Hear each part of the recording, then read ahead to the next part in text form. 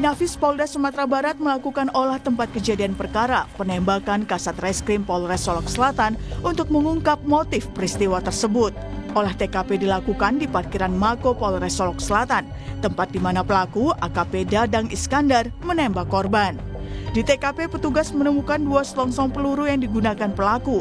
Sebelumnya, Polda Sumbar juga mengumpulkan sejumlah barang bukti berupa mobil serta senjata api yang digunakan pelaku untuk menembak korban. Jumat dini hari, Kabaks Operasional Polres Solok Selatan AKP Dadang Iskandar yang merupakan pelaku penembakan menyerahkan diri ke Polda Sumatera Barat.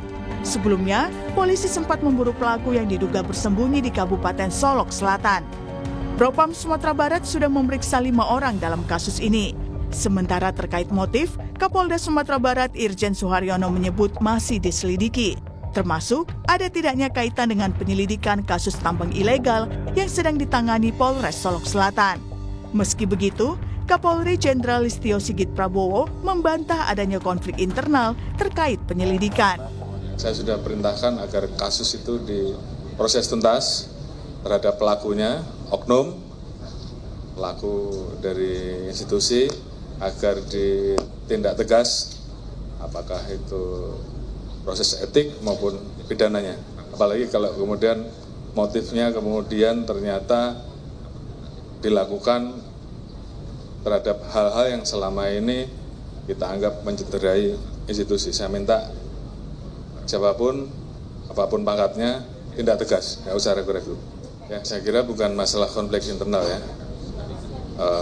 Proses sedang didalami, Propam sedang kita turunkan.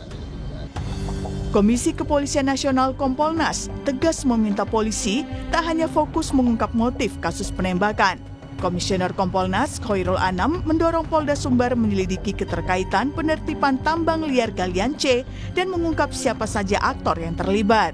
Kami berharap ya kepada Polda tidak hanya berhenti di kasus penembakannya, tapi apa dibalik itu semua, termasuk kalau ada aktor-aktor lain ya dibalik peristiwa ini yang terkait galian C tersebut, itu juga harus diusut tuntas gitu. Karena secara esensi ini adalah, kalau ini betul ya, secara esensi ini adalah menghalang-halangi proses penegakan hukum yang dilakukan oleh kepolisian sendiri. Setelah proses visum, jenazah Kasat Reskrim Polres Solok Selatan, Sumatera Barat, AKP Rianto Ulil Asar, dipulangkan ke kampung halamannya di Makassar. Sebelum pemberangkatan, jenazah dilepas dengan upacara kedinasan yang dihadiri kerabat dan perwakilan pihak keluarga korban. Tim Liputan, Kompas TV.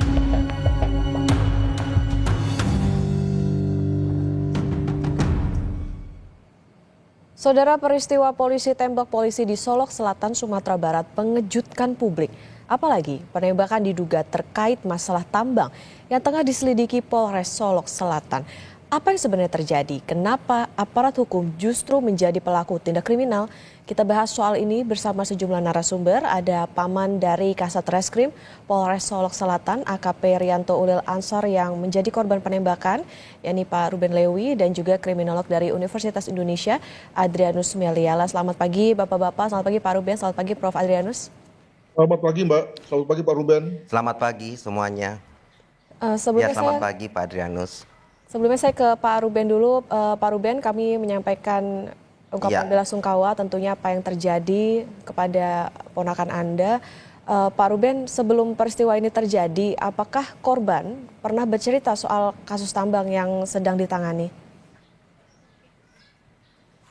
Ya, sebelumnya saya ucapkan terima kasih atas simpatinya.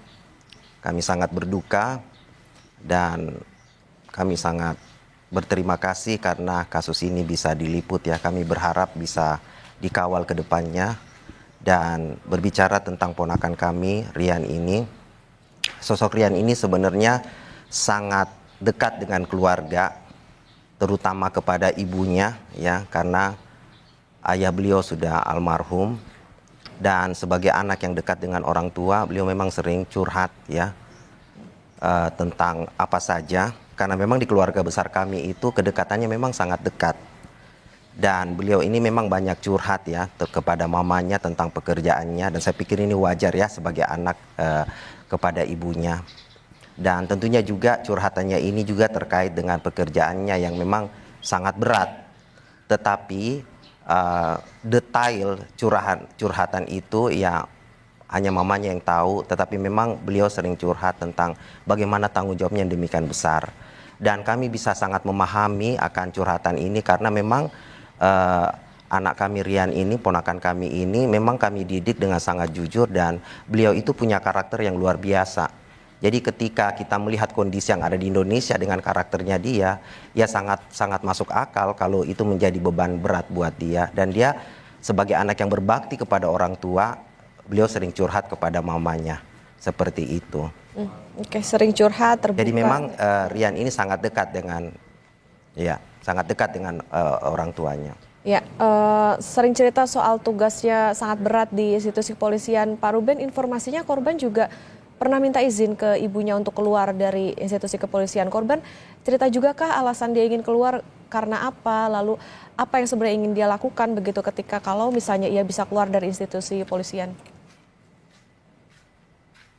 Iya, mungkin curhatan itu timbul karena beban berat ya yang dia alami. Dan saya pikir itu wajar karena beliau ini sangat sayang sama mamanya dan kepada siapa lagi dia harus curhat karena ayahnya sudah tidak ada. Jadi beliau memang curhat tentang beratnya pekerjaannya itu, tetapi detail dari curhatan itu tentang bagaimana dia mau keluar itu mamanya yang tahu. Tetapi memang informasi bahwa dia curhat dan dia merasa terbeban itu memang ada. Tapi sejauh mana kami belum terlalu tahu kecuali mamanya. Cuma memang kami agak kesulitan karena kakak kami itu dalam kondisi shock sekarang. Tetapi kami juga tetap akan berbagi jika memang ada informasi yang lebih detail tentang itu. Yang jelas kami sangat bangga dengan ponakan kami ini karena ponakan kami ini sangat baik ke semua orang, di keluarga juga baik. Dan kami juga sangat bangga dengan ponakan kami ini karena selalu dekat dengan keluarga, terutama mamanya. Anak ini benar-benar menurut kami sangat berbakti buat orang tua. Pak Ruben, tentu keluarga juga tidak mengharapkan, bahkan juga mungkin tidak menduga bahwa peristiwa ini bisa terjadi kepada AKP Rian, kepada almarhum. Lalu apa sebetulnya tuntutan dari keluarga setelah mengetahui ternyata Rian ini menjadi korban dari kasus polisi tembak polisi? Iya, sejujurnya kami harus katakan ini sangat shock ya. Bahkan saya sebagai omnya itu butuh berjam-jam untuk bisa menenangkan diri ya.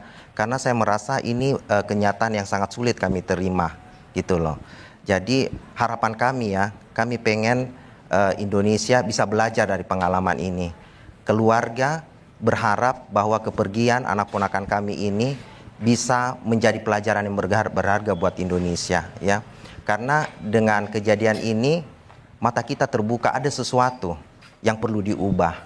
Bayangkan ya, seorang anak bangsa yang punya kejujuran harus meregang nyawa hanya karena dia mempertahankan kejujurannya.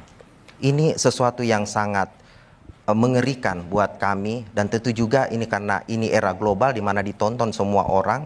Saya berharap dan keluarga berharap sangat ya kasus ini dikawal sehingga keadilan benar-benar bisa ditegakkan dan kita semua bisa belajar dari pengalaman ini.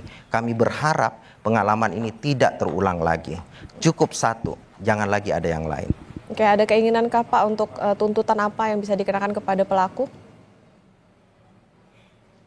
Ya, kami dari keluarga besar tetap mempercayakan kepada kepolisian, tetapi kami juga berharap kepada masyarakat seluruh Indonesia, juga media untuk mendukung, mengawal kasus ini sehingga kasus ini benar-benar bisa terang benderang, ya bisa menegakkan keadilan sehingga bisa menjadi pelajaran yang berharga buat semua orang. Karena kami juga perlu akui bahwa masalah ini masih bergulir dan akan terus bergulir sehingga kebenaran itu akan nampak dengan nyata dan kami berharap bisa dikawal karena hanya pengawalan yang tulus dari masyarakat, dari media dan dari kita semua sehingga ini kasus ini bisa terselesaikan dengan baik.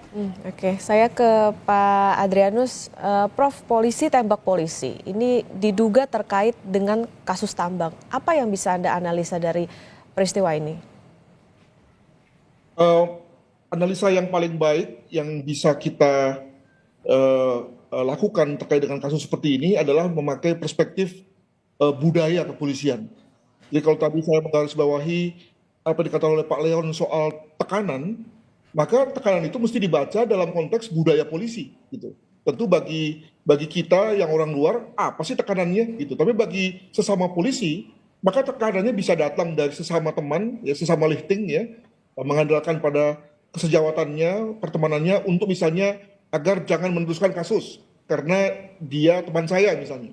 Ada juga tekanan datang dari orang yang dengan jabatan atau pangkat lebih tinggi. Nah ini biasanya intervensinya keras ini ya, membuat lalu siapapun akan berhitung karena begitu dia menolak maka kemungkinan jabatannya bisa terancam, bisa dimutasi dan seterusnya. Nah pada kasus AKP Dadang ini kelihatannya karena keduanya kan sama-sama pangkat ya, sama-sama AKP gitu. Tapi ada yang beda di antara keduanya adalah satu polisi yang sudah berusia senior, satu polisi muda. Bahkan boleh dibilang, saya mengutip apa dikatakan oleh Pak Leon, polisi yang memiliki masa depan cemerlang, masa depan yang masih panjang begitu.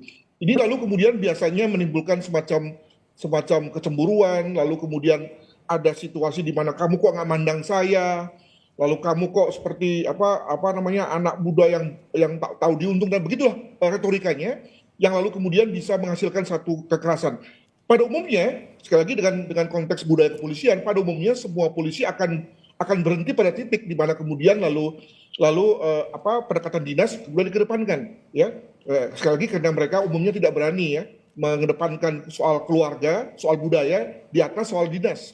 Tapi ada kalanya pada orang-orang dengan pelaku ekstrim seperti halnya pelaku kemudian malah berakhir dengan penembakan terhadap sejawatnya sendiri. Demikian, Mbak. Ya, tekanan secara internal, kecemburuan ini bisa menimbulkan orang bisa berbuat kekerasan. Nah, Prof, korban dan pelaku ini kan disebut bertemu saat pelaku tambang ilegal di Solok Selatan ini tengah diperiksa dan ada dugaan urusan backing-membackingi di sini. Apakah rasa takut perbuatan akan ketahuan ini bisa mendorong orang untuk melakukan tindakan kriminal? Bisa begitu, tapi juga bisa dan lebih mungkin terjadi adalah bahwa orang yang ditangkap oleh korban adalah temannya atau mungkin juga orang yang sudah memberikan sesuatu kepada pelaku ya sehingga kemudian ada hutang budi, ada rasa nggak enak atau mungkin juga seperti yang dikatakan oleh Mbak bahwa si pelaku juga memiliki kepentingan di situ ya, mungkin juga karena ada modal juga di situ gitu ya. Makanya yang jelas bahwa ketika dia menghampiri korban, dia sudah dalam situasi yang sudah personal melihatnya. Apalagi ketika korban menghadapinya mungkin dengan pendekatan dinas, dingin ya, formal ya, maka lalu kemudian segera si pelaku melihatnya sebagai musuh ya, gelap mata dan tadi melihatnya sebagai pihak yang harus dihabisi ya. Jadi sudah hilang ya pendekatan keluarga tadi sebab di atas semuanya di Polri ini kan pendekatannya pendekatan keluarga kan, adik asuh, kakak asuh, abang asuh dan seterusnya dan itu umumnya mampu meredam juga ya berbagai tekanan-tekanan tersebut. Makanya misalnya walaupun banyak anggota Polri mengalami tekanan dalam rangka tugasnya, hampir semuanya mampu meredam, dengan kata lain tidak kemudian lalu jadi sakit jiwa, tidak sehat mental dan seterusnya. Nah, tetapi ada juga yang kemudian lalu kalap sebagaimana yang terjadi pada kasus pelaku yakni AKP Dadang. Demikian. Oke. Saya mau ke pihak keluarga dulu, Pak Ruben. Ini tadi menarik soal bagaimana adanya tekanan maupun juga adanya dugaan kecemburuan begitu dari pelaku. Nah, Pak Ruben, dari korban atau AKP Rianto ini apakah pernah bercerita tentang tekanannya itu sebesar apa sih begitu ketika dia bekerja sebagai polisi? Karena kan tadi dikatakan bahwa AKP Rian ini masih muda tapi punya karir yang nanti bisa cemerlang begitu, kemudian juga sudah punya jabatan. Seperti apa, Pak Ruben? Iya, memang anak Rian ini sering curhat ke mamanya tentang beratnya beban pekerjaannya. Dan itu memang dari caranya dia curhat ya, dari pengakuan mamanya, memang ini masalahnya berat ya. Cuman seberat apa kita juga tidak bisa tahu ya, karena kan yang namanya berat itu relatif ya untuk setiap pribadi. Tetapi yang bisa kami tangkap bahwa dengan kejujuran anak kami ini, ponakan kami ini, itu memang cukup sangat berat ya. Jika kita melihat kondisi seperti sekarang dan kita lihat hasilnya sekarang kan menjadi satu tragedi ya.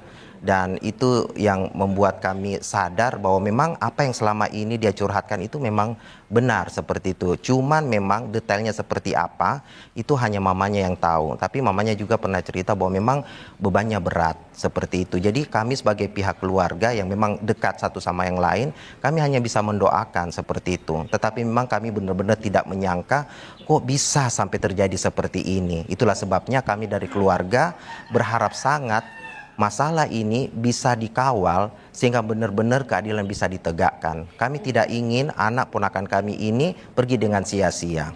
Karena biar maupun juga kami percaya anak kami ini kebanggaan Indonesia, sama seperti kami membanggakan Rian di keluarga besar kami. Pak Ruben, ketika bertemu dengan Rian, pernahkah tercetus atau bilang begitu sih Rian soal kakak asuh di kantor atau bagaimana situasi di kantornya? Iya, jadi Rian ini sangat profesional ya dalam bekerja. Kepada om-omnya dia bisa membatasi, kecuali kepada mama. Karena biarpun juga ya, secara manusia yang paling dekat, yang paling bisa memahami permasalahan kita yaitu mama. Seperti itu. Jadi kepada omnya, kepada adik-adiknya, kepada yang lain, Rian selalu menunjukkan keceriaan. Karena memang Rian ini sosok yang sangat, menurut saya sangat luar biasa ya. Cerdas, pribadinya bagus, interpersonalnya bagus, kemudian dia bisa menyenangkan semua orang, dia tahu membahagiakan orang. Itulah sebabnya dia mengukur ya sejauh mana curhatannya kepada omnya, kepada tante, kepada adik, dan juga kepada mamanya seperti itu. Tapi ya kami juga dapat informasi dari mamanya bahwa dia juga curhat masalah pekerjaan, dan itu membuat kami juga merasa harus mendukung dia secara moral lewat doa. Tapi kami sekali lagi tidak pernah menyangka kok bisa berujung tragedi seperti ini. Meskipun tadi catatannya adalah memang Rian ini bercerita soal bagaimana tekanan di kantornya. Prof. Adrianus, jadi kalau kita melihat apa yang terjadi, apa sebetulnya yang bisa dilakukan terutama oleh institusi kepolisian untuk bisa menyelesaikan kasus ini? Karena lagi-lagi catatannya adalah soal polisi tembak polisi ini bukan hanya terjadi satu kali. Saya tidak mau masuk ke kasus ini karena sudah cukup jelas ya terang benderang posisinya. Namun kalau kasus ini kita jadikan sebagai hikmah gitu ya, maka apa hikmahnya? Saya melihat begini. Pertama, bahwa memang polisi yang bekerja di satuan reserse itu adalah polisi yang menjalankan peran antagonis, peran polisi jahat ya, dalam arti bahwa dia menangkap orang dan pasti ada orang yang nggak suka dengan ditangkap kan, keluarganya nggak suka, komunitasnya nggak suka, maka lalu kemudian mulai melakukan tekanan-tekanan terhadap si polisi reserse ini. Demikian juga mungkin juga ada jajaran juga nggak suka karena mungkin yang ditangkap adalah temannya dan seterusnya. Jadi memang biasanya polisi yang berada di reskrim itu memang umumnya banyak dan tanda kutip musuhnya gitu ya. Nah maka ketika menghadapi situasi itu ada polisi yang bekerja di reskrim itu kemudian lalu ada yang pakai pendekatan muka badak saja ya. Yang penting saya bekerja dengan tugas tegak lurus saja gitu ya. Maka siapapun yang nggak suka, siapapun yang ngancam-ngancam, saya tegak lurus saja. Tapi ada juga yang kemudian lalu yang nggak enakan, nggak tegaan, mungkin juga karena masa kemudian nggak mau memberi bantuan pada orang lain, lalu kemudian mulai memberikan dukungan dengan kata lain, lalu kemudian tidak jadi menangkap dan seterusnya. Nah, maka ada kemungkinan apa yang dihadapi oleh AKP Dadang terhadap korban itu adalah situasi di mana AKP Dadang ini tidak berharap bahwa sejawatnya ini lalu kemudian mungkin menolak atau mungkin menangkap si pelaku tambang ini gitu ya. Jadi mungkin dalam hal ini hubungan mereka baik-baik saja, tapi kok kemudian lalu si reserse ini kok nangkep ya gitu. Jadi ini memang satu situasi yang terjadi karena masing-masing pihak menjalankan fungsinya. Sekali lagi ketika reserse menjalankan fungsinya memang banyak yang nggak senang karena tadi dia pasti menangkap orang, merampas hak orang untuk sementara gitu ya. Nah, tinggal kemudian lalu kembali lagi konteks budaya kepolisian bekerja di mana mereka sebetulnya adalah keluarga ya. Maka tadi saya katakan bahwa pada umumnya mereka akan berhenti pada saat ketika kedinasan bekerja, formalitas bekerja, maka umumnya berhenti. Tapi tadi ada saja orang-orang yang seperti halnya pelaku yang kemudian malah naik darah, ngamuk, dan kemudian lalu melepaskan tembakan. Demikian. Ya, baik, tentu harapannya adalah kasus ini bisa menjadi pelajaran juga bagi kepolisian, bagaimana jangan sampai ini terjadi kembali. Pak Ruben, singkat saja, dari keluarga jadi kapan jenazah akan dimakamkan, Pak? Iya, dari pihak keluarga belum menentukan, tetapi dalam waktu dekat ini, karena kami juga masih menanti kakak saya ada yang dari Kuala Lumpur, kemudian ada lagi dari Vietnam. Jadi kami menunggu keluarga bisa berkumpul, kemudian kami memutuskan. Tapi yang jelas dalam waktu dekat ini. Oke, baik, tentu Mungkin 1-2 hari ke depan. Baik, diharapkan tentunya lancar ya Pak nanti untuk pemakaman maupun juga nanti pengusutan kasusnya. Ya, terima terima kasih Paman dari Kasat Reskrim Polres Solok Selatan, AKP Rianto Ulil Ansar yang merupakan korban penembakan, yakni Pak Ruben Lewi. Kemudian juga terima kasih Kriminolog Universitas Indonesia Prof. Adrianus Melele sudah bersama di Sapa Indonesia Air Pekan. Sehat selalu. Terima kasih. Terima kasih. Pamit.